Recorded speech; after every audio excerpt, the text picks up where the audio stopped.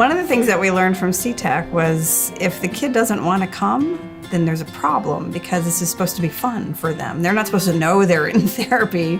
What we found right away at the other place was he didn't want to go. To the point where he regressed. Yeah, he did. He regressed in his ability to do some fundamental things. Some of the things that he learned here at CTAC. Mm-hmm. We're always engaging with the families and checking in with what is best for them, what are their needs, and how can we help them. The other thing about CTAC versus other places was that his trajectory has been so fast. He just learns so fast. They keep throwing challenges at him and they keep recognizing, okay, he's doing this faster than the books are saying. And so they move on to the next thing very quickly. What I like about CTAC is that there's actually opportunity for choice for my son within his program.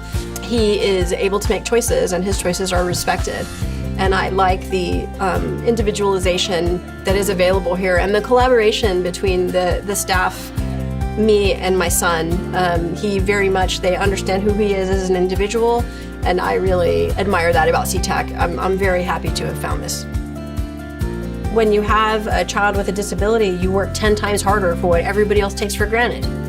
So there's peace of mind when you find partners like at CTAC. You know, I consider it a partnership. They're pulling for him. I think that as much as me, one day he won't need to come here anymore and everybody will celebrate that success.